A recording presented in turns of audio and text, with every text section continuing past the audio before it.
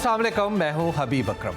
आज supreme court के chief justice जनाब जस्टिस उमर अता बंदयाल ने पंजाब पुलिस के आईजी फैसल शाहकार को हदायत की है कि आइंदा 24 घंटे में पाकिस्तान तहरीक इंसाफ के चेयरमैन इमरान खान पर कातलाना हमले की FIR दर्ज करें। बसूरते दीगर अदालत इस पर अज खुद नोटिस लेगी।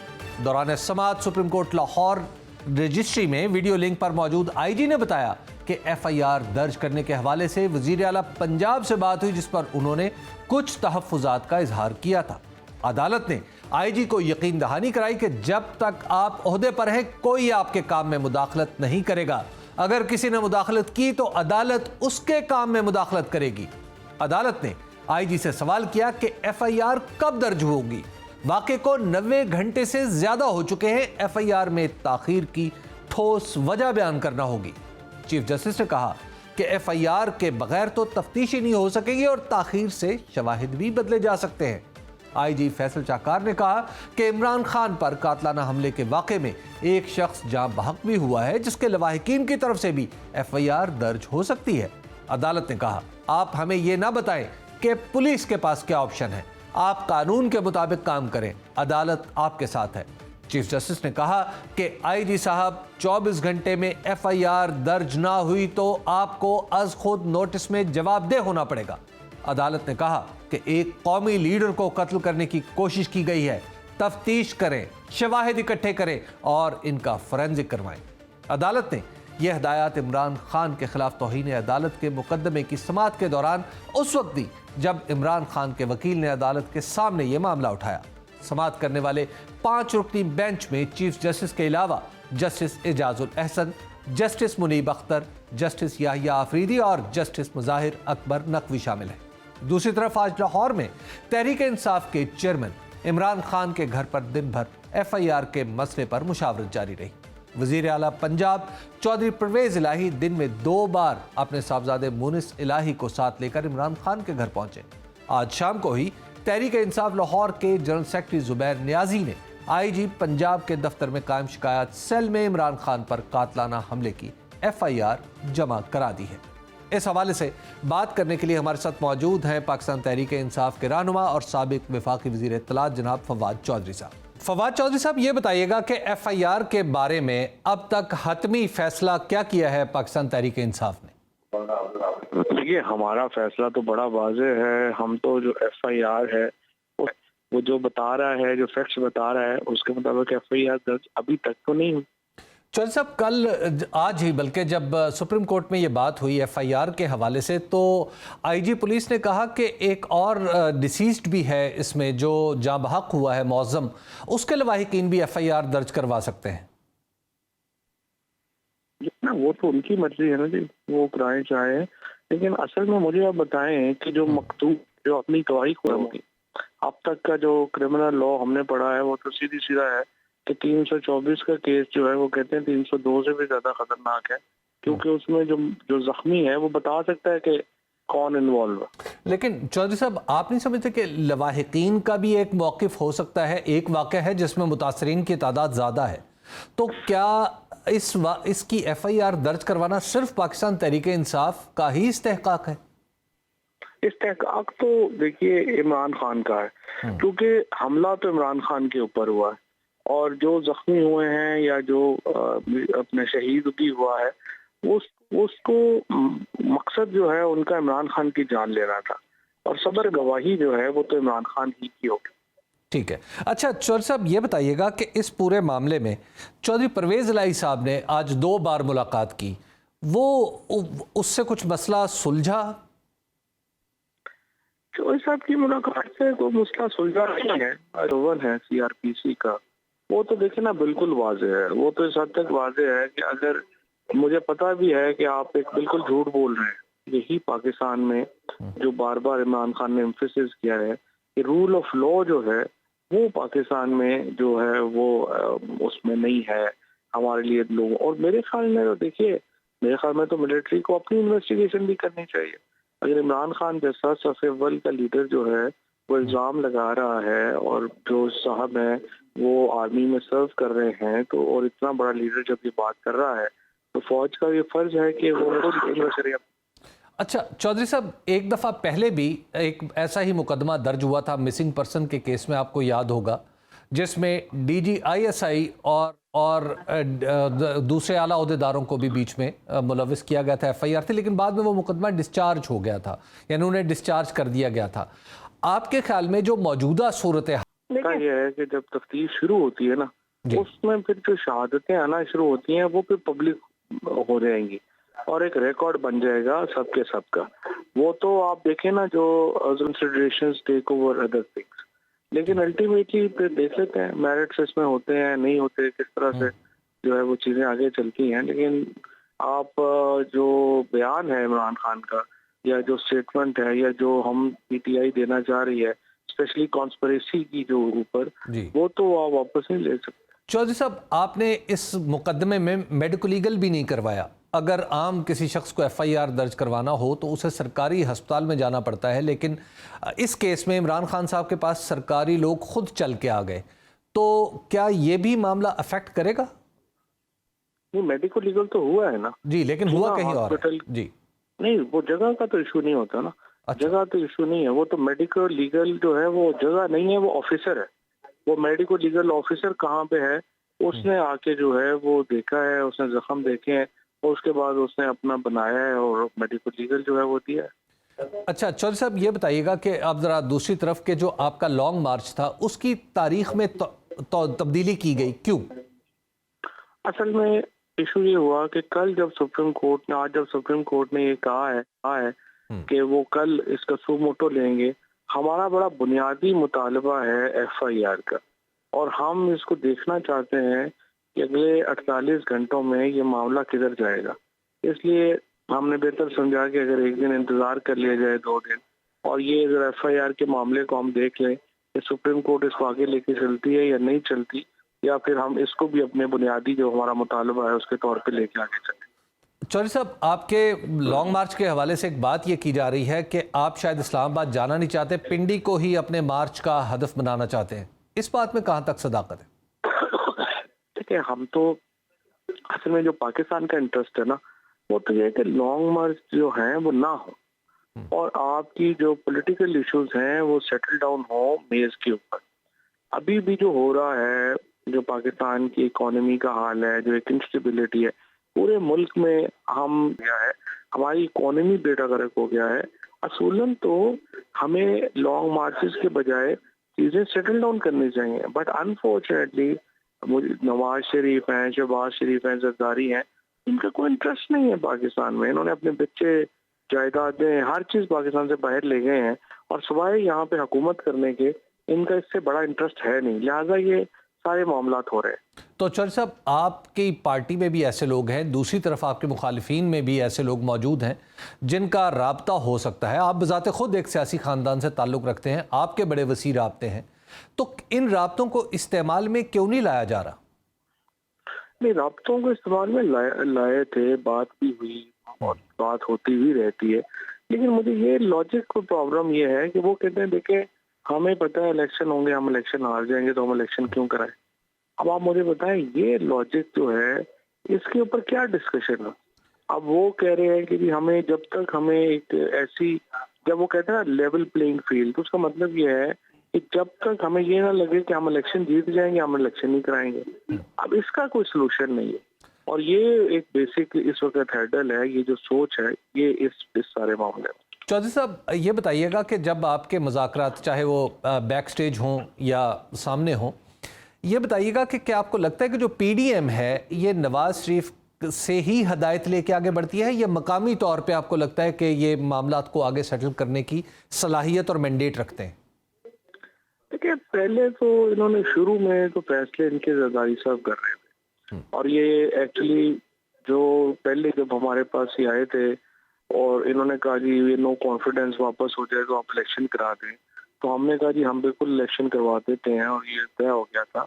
उस वक्त तो जरदारी नहीं माना और क्योंकि जरदारी साहब ने कहा जी मैंने तो सिंध असेंबली नहीं तोड़नी, हालांकि नून लीग को तो वो वक्त सूट करता था कि इलेक्शन हो जाते, इनकम्बेंसी हमारी तरफ थी, ये इतना नुकसान इनका जो है वो नहीं हुआ था पॉलिटिकली। अब तो बेचारे ये बाहर किसी बाजार में जाके खाना खाने जोगे भी नहीं ना रह गए, उस वक्त सूटे आने। लेकिन मुझे लग यूं रहा है कि जो जो वक्त गुजरता जा रहा है, जरदारी जो है उनकी डिसीजन मेकिंग अब नहीं रही है और Nawaz Sharif is back in decision making. और नवाज शरीफ ने ये कहा है कि बड़ा नुकसान पहुंचाया है आसफ जरदारी ने हमें, गलत फैसले करके हमें उस वक्त इलेक्शंस में जाना चाहिए था। लेकिन अब जो है वो जरदारी नहीं, अब नवाज शरीफ ही इनके फैसले कर। अच्छा चौधरी साहब, मुझे ये बताइएगा कि आपने कहीं, आपको नहीं लगता कि आपने पॉलिटिकल प्रेशर डाल के पीडीएम को इकट्ठा कर दिया है? अगर आप थोड़ा सा प्रेशर कम करें तो इनके अंदरूनी इख्तलाफात वैसे भी सामने आ सकते हैं। देखिए फ्रेंकली हमें तो फायदा ही इकट्ठे रहे। उसकी वजह यह है कि ये सारे ये जब भी हो जाते हैं ना, वन वर्सेस रेस्ट हो जाएगा ना, तो उसमें स्पेस वन की बढ़ेगी, रेस्ट की नहीं बढ़ेगी। अभी भी आप सारे इलेक्शंस जब आप देखते हैं ना, तो उसमें मसलन ये लेट्स से मुल्तान का हल्का, आपको तो चूंकि हल्कों का भी सबको पता है, वहाँ पे ये गफार डोगर इलेक्शन लड़ रहा है, मूसा गिलानी लड़ रहा है, वहाँ पे गफार डोगर का 50-60 हजार वोट है। अब जब वो इलेक्शन लड़ा है तो इसका मतलब ये है कि जब शाह साहब लड़ेंगे और ये एक लड़ेंगे तो वो शाह साहब को एडवांटेज हो जाएगा और उनका जो वोट है वो आपस में कट जाएगा।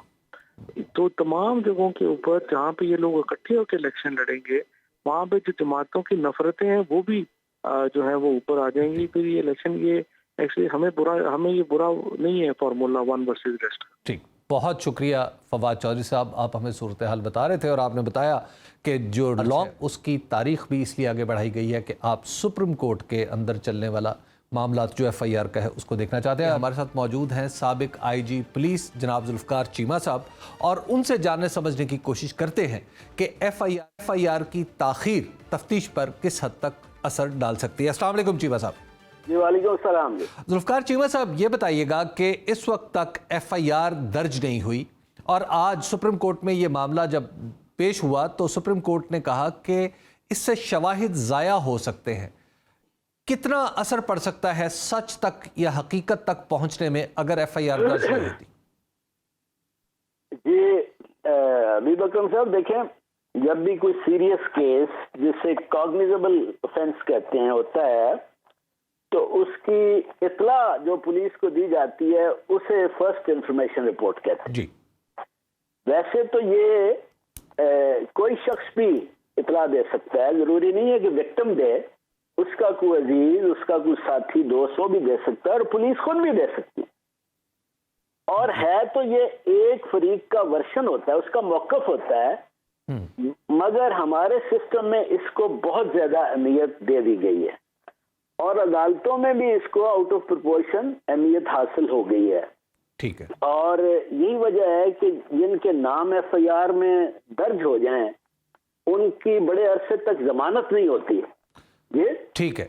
तो अच्छा, इस केस में जो है आप भी जानते हैं, सब जानते हैं ताखीर किस लिए हो रही है, क्योंकि विक्टिम जो है इमरान खान साहब, उन्होंने कुछ इम्पोर्टेंट लोगों को नामजद किया, उनके नाम लिखवाए हैं, उन पर इल्जाम धरा है। जी अच्छा, अब इसकी क्या सूरत है कि क्या पुलिस पाबंद है कि मुद्दई जो भी लिख के दे दे वो उसी तरह हूबहू उसी तरह FIR कर दे? इसमें देखें क्रिमिनल प्रोसीजर कोड जो सारे प्रोसीजर को रेगुलेट करता है, उसमें उसकी सेक्शन 154 के तहत पुलिस FIR दर्ज करने की पाबंद है। जैसे मुद्दई कहे? नहीं, मतलब FIR दर्ज करे। अच्छा, मगर उसी CRPC की सेक्शन 155 और 157 पुलिस को स्पेस देती है और ये इख्तियार देती है कि वो जो कंटेंट्स हैं दरखास्त के, ये इतला के, उसके बारे में इंक्वायरी करे। ठीक है। और अगर हकायक मुख्तलिफ निकले हैं, अगर हकायक जो देने वाली मुद्दई की दरखास्त के कंटेंट से मुख्तलिफ हों तो फिर जरूरी नहीं कि पुलिस हूबहू वही FIR काटे। यानी FIR से पहले भी कुछ तफ्तीशी मराहिल हैं जो तय हो सकते हैं? इंक्वायरी पुलिस कर सकती है, बिल्कुल कर सकती है, क्योंकि ये अंग्रेजों का बनाया हुआ है और अंग्रेज भी जानते थे। और कई जजमेंट्स में ये आया है कि शायद ही कोई FIR हो जो 100% सही हो। आप जानते हैं कि हमारे यहाँ का जो अखलाकी मेयार है, मैं जनरल बात कर रहा हूँ, जी, मेरे तजुर्बे में भी शायद ही कभी कोई ऐसी FIR क्रिमिनल केसेस में, लड़ाई झगड़ों में ऐसी आई हो कि जिसमें मुद्दई ने 100% सच बोला हो।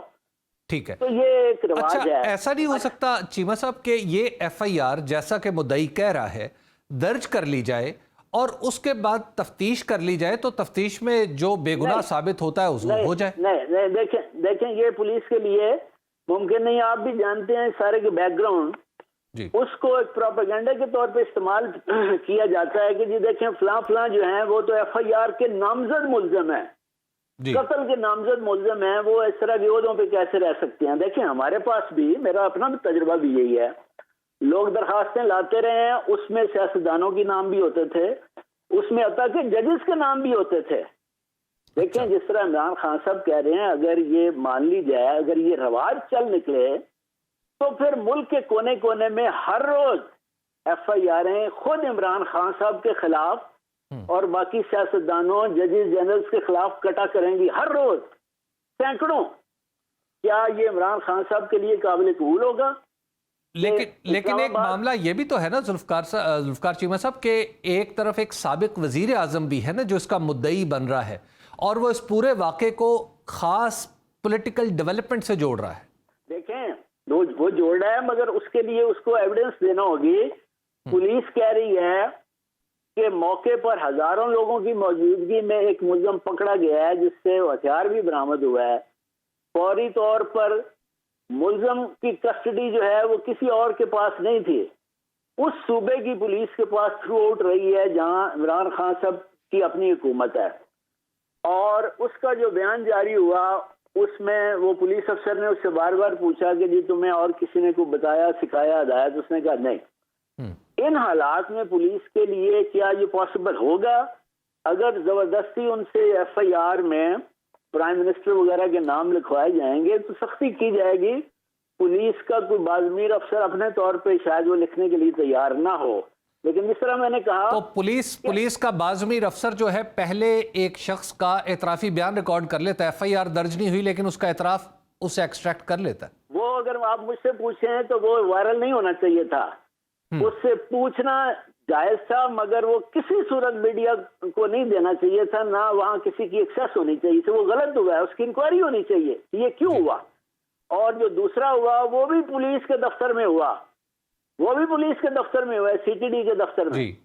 अच्छा, अब मैं जो बात कर रहा हूं इस पर जरा गौर फरमाएं कि साजिश, देखे ना, इमरान खान साहब ने कहा साजिश, तो जाहिर वकला ने कहा होगा साजिश साबित करनी होगी। साजिश साबित करना यहाँ तकरीबन नामुमकिन होता है। या तो ऑडियो वीडियो पेश करें, या फिर अगर वो ना कर सकें जिसमें ये हो कि ये रिकॉर्डेड चीज हो कि प्राइम मिनिस्टर फलां को हदायत दे रहा है कि जी इमरान खान पर फायरिंग करो या कत्ल कर दो, अगर वो नहीं है तो इन्हें कोई ना कोई झूठा गवाह पेश करना होगा, जिस तरह लोग करते हैं कि जी फलां कमरे के पास से मैं गुजर रहा था और मैंने ओवर हियर किया, कान लगा के सुना और वहां ये बातें हो रही थी, यानी झूठा गवाह। तो चीमा साहब 109 में आपको याद होगा कि जुल्फकार अली भुट्टो के खिलाफ भी जब एफआईआर दर्ज हुई, उनके दौर में दर्ज हुई, सील हो गई, उस पर तफ्तीश बाद में हुई, तो कोई मौजू माहौल ऐसा भी तो हो सकता है जहां पे तफ्तीश हो जाए।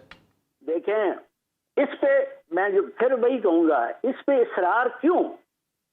इस पे या तो हो कि जी उस तरह की, आपने भुट्टो की मिसाल दी है, भुट्टो वाले ये हालात नहीं है, वो उससे पहले भी उस पर अटेम्प्ट्स हो चुकी थी अहमद रजा कसूरी पर जी। और फिर ये है कि उसमें बहुत से फैक्ट्स पहले सामने आ भी चुके थे। अच्छा, यहाँ क्या कोई इस तरह के फैक्ट्स सामने आए हैं कि जी इनको कत्ल कराने की इन लोगों ने, जिनके नाम उन्होंने दिए, कोशिश की हो?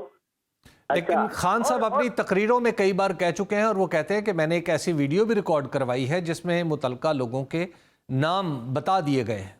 वो देना। अच्छा, मेरे ख्याल में एफआईआर जिस तरह कोर्ट ने कहा, अगर पुलिस की तरफ से भी हो जाए तो बाद में भी तो मुल्ज़िम ऐड हो सकते हैं। अगर कोई ऐसी है एविडेंस खान साहब के पास तो बाद में पेश करें, वो बाद में ऐड हो जाएंगे। लेकिन चीमा साहब कंडेम तो नहीं हो जाएंगे मुल्जिम? अगर किसी का नाम शामिल, फर्ज किया वजीर आजम का, वजीर दाखिला का नाम शामिल हो, तो वो कंडेम तो नहीं हो जाएंगे ना उसमें? नहीं, देखें हमारे यहाँ जो है ना, मैंने इस तरह बताया कि यहाँ एफआईआर को बहुत ज्यादा इंपॉर्टेंस अटैच है। यहाँ तो फिर वो प्रोपेगेंडा टूल बनेगा ना, और ये एफआईआर के नामजद मुल्जिम, आप समझ रहे हैं ना बात जी। अगर खान साहब को कोई मेरे ख्याल में एजुकेट करे कि ये रवाज ना डालें, फिर इस्लामाबाद में, सिंध में, दूसरे इलाकों में हर रोज FIR हुआ करेंगी। क्या ये काबिल कबूल होगा खान साहब के लिए? अच्छा, वहाँ तफ्तीशी अफसर इन्हें परवाने जारी कर रहा हो? चीमा साहब, एक जी सेकंड जी जी, अगर ये खुद प्राइम मिनिस्टर होते और इनके मुखालफों, शहबाज शरीफ या मौलाना फजल रहमान वगैरह के खिलाफ कोई जरदारी के खिलाफ कोई अटेम्प्ट होती, हमला होता उनके जुलूस पे, वो इनके खिलाफ FIR दर्ज कराना चाहते, इनका क्या रिएक्शन होता बताएं? क्या वो इत्तेफाक कर लेते? ये उसकी पूरी तरह अपोज करते और यही बातें करते जो मैं कर रहा हूं कि भाई ये क्या बात है। चीमा साहब, इस मामले की मुनसिफाना तफ्तीश कैसे हो सकती है? हाँ, ये आप पूछे, मैं उसका हल बताता हूं। इसका हल ये है कि पंजाब के अफसरान के लिए शायद ये मुमकिन ना हो, पंजाब और इस्लामाबाद को निकाल दें। अच्छा, KP जहां इमरान खान साहब की अपनी हुकूमत है और काफी देर से है, वहां उन्होंने मौजूदा IG भी उनका अपना लगाया हुआ है, वहां जो SC का कमांडेंट है वो भी इमरान खान साहब का अपना लगाया हुआ है। दो वो IG रैंक के अफसर और बलोचिस्तान और सिंध के IG ये भी दोनों वेल रिक्रूटेड हैं। 4 IG पे मुश्तमिल तफ्तीशी टीम बना दी जाए और उन्हें 3 हफ्ते दे दिए जाए, दूध का दूध पानी का पानी हो जाएगा। अच्छा, ये बताइएगा कि एक अभी आप फरमा रहे थे 100% मुंतफाना तफ्तीश होगी। अच्छा, आप उनके पास अगर खान साहब को PTI के पास कोई ऐसी है एविडेंस, उनके पास दे दें और वो नाम बाद में भी शामिल हो सकते हैं अगर वाकई एविडेंस इस तरह की हुई। तो आपके ख्याल में FIR कैसी होनी चाहिए? और जो आज जो IG पुलिस ने, IG पंजाब ने जो अदालत में मौक़िफ़ इख्तियार किया, उन्होंने कहा कि एक डिसीज्ड है, एक बंदा जाँ बहक हुआ है, उसके लवाहिकीन का भी इख्तियार है। तो ये बताइएगा चीमा साहब कि क्या इमरान खान साहब वाक़े का अपना वर्जन और लवाहिकीन वाक़े का अपना वर्जन एक ही FIR में देंगे या मुख्तलिफ दे सकते हैं? नहीं, वो तो जाहिर है कि एक ही वाक़या में हुआ ना, एक ही वाक़या में एक हलाक हुआ है और कुछ जख्मी हुए हैं जी, तो FIR तो एक ही होगी, FIR तो एक ही होगी। जाहिर है कि जो इन्होंने भेजी है अपने नुमाइंदे के जरिए दरखास्त, उसमें लिखा है ना उसके कि ये एक जो है जाम बहक हो गया, उसका भी जिक्र है और फलां फलां जख्मी हुए, तो FIR तो एक ही होगी। अच्छा। और उसका एक तरीका ये है कि पुलिस FIR दर्ज कर ले, पुलिस भी तो करती है जी, पुलिस खुद कर रही है कि वाकया हुआ जिसमें एक हलाक हुआ, इतने जख्मी हुए, जिसमें जाहिर है कि साबिक वज़ीर आज़म इमरान खान साहब भी थे, फलां फलां भी थे, तो एक FIR दर्ज हो जाए, उस पर तफ्तीश शुरू हो जाए। ठीक है। और ये भी होता है, ये नहीं है कि ये FIR से आखिर होता है, बाद में पता चलता है, कायद पुलिस के नोटिस में आते हैं कि फलां फलां इसमें शामिल था, उनको पकड़ लिया जाता है। चीमा साहब, ये बताइए कि भी होते हैं, उनको सजा भी होती है। चीमा साहब, अगर इस वक्त FIR फर्ज किया एक वाक़े की सादा सी दर्ज कर ली जाए, हाँ। और उसके बाद इमरान खान साहब अपना मौक़िफ़ तहरीरी तौर पर दें पुलिस को, तो क्या इमरान खान के मौक़िफ़ या इमरान खान की फराहम करदा मालूमात या इत्तलात की बुनियाद पर तफ्तीश होगी? यानी अगर वो मिसाल के तौर पे उसको कहा जाएगा ततीमा बयान। जी, मिसाल के तौर पे FIR दर्ज होने के बाद खान साहब कहते हैं के बाद वो खान साहब कहते हैं कि शहबाज शरीफ साहब या वजीर दाखिला ने ऐसे किया या ऐसे किया, या मुझे उनके ऊपर शक है, तो फिर क्या पुलिस उनकी तफ्तीश कर सकेगी? नहीं, क्यों नहीं करेगी? जाहिर है कि खान साहब से वो सबसे पहले तो मुझे ही पूछते हैं ना जी, आपके पास क्या एविडेंस है, वो कोई ना कोई एविडेंस पेश करेंगे। ये ठीक है। और अगर एविडेंस की बजाय वो शक का इजहार करें? नहीं, मतलब है कि नहीं, हबीब अकरम साहब ये देखें, शक का इजहार पे अगर आप FIR दर्ज करेंगे, तो मैंने जिस तरह कहा कि हर रोज यहाँ चीफ जस्टिस के खिलाफ, आपके मीडिया मालकान के खिलाफ, तमाम सियासी कायदीन के खिलाफ, खुद इमरान खान साहब के खिलाफ सैकड़ों FIR हुआ करें। क्या ये सिलसिला ठीक है? ठीक है। ये अगर रवाज चल निकला तो फिर ये ऐसा होगा और ये फिर मुल्क में क्यास और अनारकी पैदा हो जाएगी। इसीलिए ये स्पेस दी गई है पुलिस को, अंग्रेजों ने भी दी। ठीक है, अगर ये ना होती तो आज तो और ज्यादा मुतालबा होता कि ये पुलिस के पास इतनी स्पेस होनी चाहिए कि इंक्वायरी तो कर ले। यहाँ कौन से सच बोलते हैं, मैं आम जनरल बात कर रहा हूँ, कौन सी कभी किसी ने सच्ची FIR लिखाई है? जी चीमा साहब, आपका बहुत शुक्रिया कि आप हमें FIR के मामले पे और के ऊपर तफ्तीश के हवाले से आगाह कर रहे थे। अभी वक्त हुआ एक ब्रेक का, ब्रेक के बाद दोबारा आपकी खिदमत में हाजिर होते हैं। Welcome back. हफ्ते के रोज वजीर आजम शहबाज शरीफ ने तहरीक इंसाफ के चेयरमैन इमरान खान पर कातलाना हमले के हक़ाइक़ के तयन के लिए सुप्रीम कोर्ट के फुल कोर्ट कमीशन के क़याम की तजवीज़ पेश की।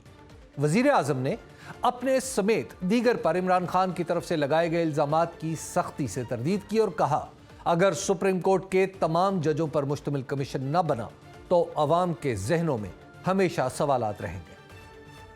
मैं आज सुप्रीम कोर्ट के चीफ जस्टिस से मुल्तमिस हूं कि वो फुल कोर्ट का कमीशन बनाएं। मैं आपको इंशाअल्लाह फिलफौर मैं खत के जरिए आपसे मैं इन राइटिंग मैं आपको ये दरख्वास्त करूंगा और मुझे उम्मीद है कि मेरी इस दरख्वास्त की पजीराई होगी। यहाँ ये सवाल पैदा होता है कि सुप्रीम कोर्ट जो पाकिस्तान की सबसे बड़ी अदालत है, क्या किसी एक कमीशन की सूरत इख्तियार कर सकती है? इस हवाले से बात करने के लिए हमारे साथ मौजूद है माहिर कानून जनाब मुबीनुद्दीन काई साहब। अस्सलाम वालेकुम काई साहब। जी सर। काई साहब, ये बताइएगा कि क्या वजीर आजम जैसा कह रहे हैं कि सुप्रीम कोर्ट फुल कोर्ट पर मबनी एक कमीशन बनाए, यानी सुप्रीम कोर्ट के सारे जजेस उसमें शामिल हों और फिर हक़ाइक़ का तयन करे कि इमरान खान जो कह रहे हैं कि उनके ऊपर कातलाना हमला एक साजिश का नतीजा है, तो उसका वो सुराग लगाए? क्या ऐसा मुमकिन है? देखिए, अभी तो वज़ीर आज़म सिर्फ ऐलान किया है और 2 दिन हो गए हैं, अभी तक कोई अमली कदम तो इस तरफ नहीं उठाया। लेकिन इसकी निस्बत 2 तरह के इख्तियारात हैं कानून में। 2 तरह के इख्तियारात सुप्रीम कोर्ट के पास हैं और 2 तरह के इख्तियारात वफाकी हुकूमत के पास हैं। सुप्रीम कोर्ट एक तो आर्टिकल 184 की क्लॉज 3 के तहत अगर कोई उसके पास अपील पिटीशन जाती है और वो एनफोर्समेंट ऑफ फंडामेंटल राइट्स के लिए कि आर्टिकल 19 और आर्टिकल 19A के तहत के जो हकूक हैं अवाम के बुनियादी हकूक, right to freedom of expression and speech और right to freedom of information, इन दोनों पे कदम लगाई जा रही है। ये एब्रीज हैं इस वक्त इनकी एनफोर्समेंट के लिए। तो वो और उसके तमाम जजेस एक कमीशन की सूरत इख्तियार कर लें तो क्या ऐसा होगा? देखिए, जो वफाकी हुकूमत का लेटर की बजाय वफाकी हुकूमत के पास 2 इख्तियारात हैं। एक तो कि Pakistan commission of inquiry act 2017 है, उसके तहत वो रेफरेंस भेज सकते हैं फेडरल कैबिनेट की अप्रूवल के बाद कि जी कमीशन कॉन्स्टिट्यूट किया जाए और उसके अंदर वो सुप्रीम कोर्ट से जजेस की तफसील मांग सकते हैं और कमीशन कॉन्स्टिट्यूट करने का इख्तियार वफाकी हुकूमत के पास है। दूसरा एक और तरीकेकार वफाकी हुकूमत के पास है, जैसा उसने 2013 में जो जनरल इलेक्शंस की रिगिंग वाला इशू था उस पर कमीशन बनाया था और उसके लिए एक अलग से कानून बना दिया था। वो बाकायदा general elections 2013 inquiry commission ordinance बना था। तो वो भी तरीकेकार है कि कानून के स्पेशल लॉ बना दिया जाए इसके लिए, इसके स्पेशल हालात देखते हुए और उसके मुताबिक प्रोसीड किया जाए।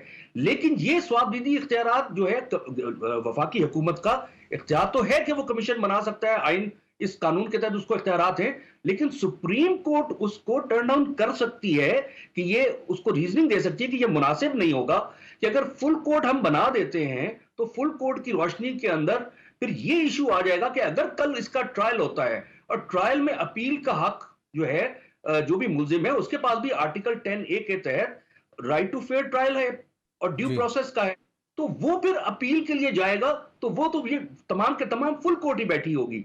तो वो जिन लोगों ने वो पहले इनिशिएट की होगी, कोई इंक्वायरी बनाई होगी कमीशन के तहत, कोई GIT बनाई होगी, जैसे कि आपने देखा है सुप्रीम कोर्ट ने एवनफील्ड वाले केस में जो है 3 पिटीशन आर्टिकल 184(3) के तहत गई थी, इमरान खान साहब की, सिराजुल हक साहब की और शेख रशीद साहब की। तो उस पर उन्होंने प्रोसीड करते हुए GIT बनाई थी और उसका जो अप्रैल 2014 का जो ऑर्डर था जिसके अंदर उन्होंने स्पेसिफिकली मेंशन किया था उसके पैराग्राफ नंबर 2 में कि हालात ऐसे हम आम हालात में इंटरफेयर ना करते, लेकिन नैब जो है जिसके जिम्मे इंक्वायरी वो इंक्वायरी करने के लिए तैयार नहीं है। तो ऐसी प्रोसीडिंग इलेक्शन सुप्रीम कोर्ट कर सकता है, लेकिन सुप्रीम कोर्ट ये भी देखेगा कि अगर फुल कोर्ट की एप्लीकेशन आती है, तो ये एक obstructing the course of justice भी हो सकता है। कल ये उसका राइट टू, और जिन्होंने इनके खिलाफ इंक्वायरी की होगी वही उनकी ट्रायल करेंगे, और वही उनकी समझे कि अगर ट्रायल ना भी किया तो वही उनकी अपील करेंगे, जो कि मुनासिब नहीं है। इसलिए फुल कोर्ट का होना मुनासिब नहीं है। अच्छा, ये बताइए कि आज सुप्रीम कोर्ट ने यह भी कहा कि अगर एफआईआर दर्ज ना की जाए तो इस पर सुप्रीम कोर्ट सो मोटो भी ले सकती है, खुद नोटिस भी ले सकती है। क्या पहले ऐसी मिसालें मौजूद हैं कि एफआईआर के इंदराज के लिए सुप्रीम कोर्ट ने बाकायदा तौर पर सो मोटो लिया हो, या ये पहली होगी? देखिए, एफआईआर के लिए तो ये पहले ही होगा, लेकिन आपके पास मिसाल एवनफील्ड अपार्टमेंट्स की है कि वो जब पनामा पेपर्स के बाद ये इशू बना था तो उन्होंने इस चीज पर के है जो कंसर्न अथॉरिटी है, जब वो अथॉरिटी अपने इख्तियारात ही नहीं इस्तेमाल कर रही, इसको प्रूव ही नहीं कर रही, तो फिर सुप्रीम कोर्ट ने वो अपना आर्टिकल 184(3) पे जो पिटीशन आई थी उन पे प्रोसीड किया था।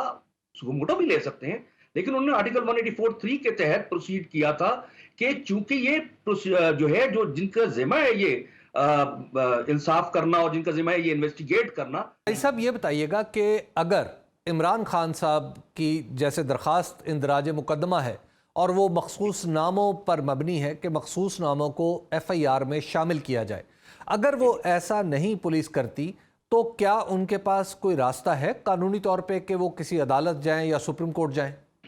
जी जी, बिल्कुल उनके पास इख्तियारात है। एक तो अगर एक एफआईआर दर्ज नहीं हो रही तो फिर वो 22A सीआरपीसी के तहत दरखास्त दे सकते हैं सेशन कोर्ट के अंदर, और वहां से भी अगर नहीं होता तो फिर राइट रिलीफ नहीं मिलता तो हाई कोर्ट में आ सकते हैं, फिर सुप्रीम कोर्ट में भी आ सकते हैं। और यहाँ तो मैटर, क्योंकि सुप्रीम कोर्ट इसकी कॉग्निजेंस ले चुकी है और एक डायरेक्शन इस सिलसिले में जारी कर चुकी है, तो अगर अब एफआईआर नहीं होती तो उनको इतना लंबा प्रोसेस करने की जरूरत नहीं होगी, वो दोबारा सुप्रीम कोर्ट में ही आएंगे। और मेरे ख्याल सुप्रीम कोर्ट में इस चीज को पेंडिंग रखा गया है, इसको शायद डिस्पोज ऑफ नहीं किया गया, जहां तक मेरी इंफॉर्मेशन है कि क्या ये एफआईआर नहीं होती। और वो ना सिर्फ ये कि वो एफआईआर के इंदराज का हुक्म दे सकते हैं, बल्कि अगर एफआईआर इंदराज के बाद इन्वेस्टिगेट नहीं होता तो उस पर भी वो डायरेक्शन दे सकते हैं। लेकिन अगर इमरान खान का वर्जन एफआईआर का हिस्सा नहीं बनता तो क्या इस हवाले से भी कोर्ट कोई हुक्म दे सकती है? जी जी, बिल्कुल वो इख्तियारात, उसको बिल्कुल तमाम इख्तियारात हैं उनका, कह सकते हैं कि नाम शामिल करें। इनका बयान है, क्यों देखें एफआईआर जो है, एफआईआर से कोई बंदा मुजरिम नहीं बन जाता।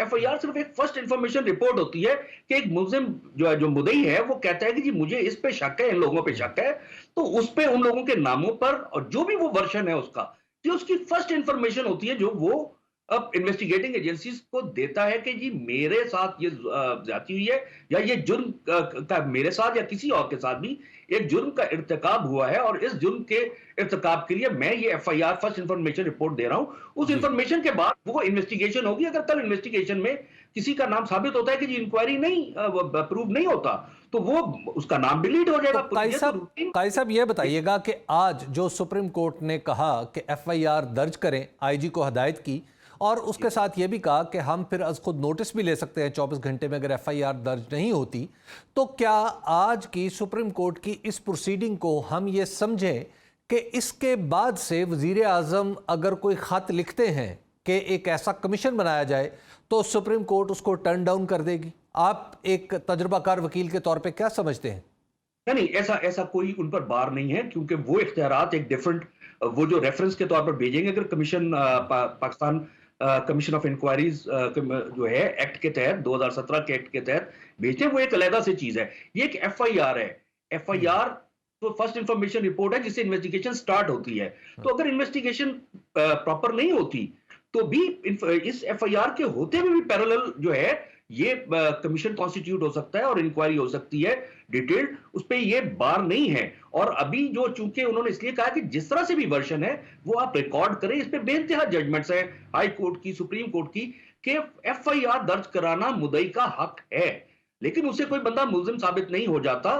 वो उसके बाद जो तफ्तीशी इदारा है वो तफ्तीश करेगा, और तफ्तीश के बाद जब वो चालान देता है तो सिर्फ जो उसकी तफ्तीश के मुताबिक गुनाहगार पाए जाते हैं वो चालान अदालत में उनका सबमिट करता है ट्रायल के लिए, बाकियों को निकाल देता है। लेकिन वो उस अदालत के पास, ट्रायल कोर्ट के पास भी इख्तियार है कि अगर पुलिस ने किसी को उसमें से निकाला है तो ट्रायल कोर्ट कह सकते हैं कि जी नहीं, उसको भी शामिल करके और उसको भी नोटिस इशू करके उसके खिलाफ भी कार्रवाई, ट्रायल इकट्ठा किया जा सकता है। तो ये लीगल पोजीशन इस हवाले से है। जी, बहुत शुक्रिया माहिर कानून मुबीनुद्दीन काजी साहब कि आप हाल बता रहे थे। प्रोग्राम का वक्त ख़त्म हुआ चाहता है, लेकिन जाने से पहले आपको ये बता दें या याद दिला दें कि पाकिस्तान में वज़राए आज़म के ख़िलाफ़ FIR दर्ज करना या कराना कोई नई बात नहीं होगी। इससे पहले भी वज़राए आज़म के ख़िलाफ़ FIRs दर्ज होती रही हैं। हमारे प्रोग्राम का वक्त ख़त्म हुआ चाहता है, हमें दीजिए इजाज़त। अल्लाह ने के बाद।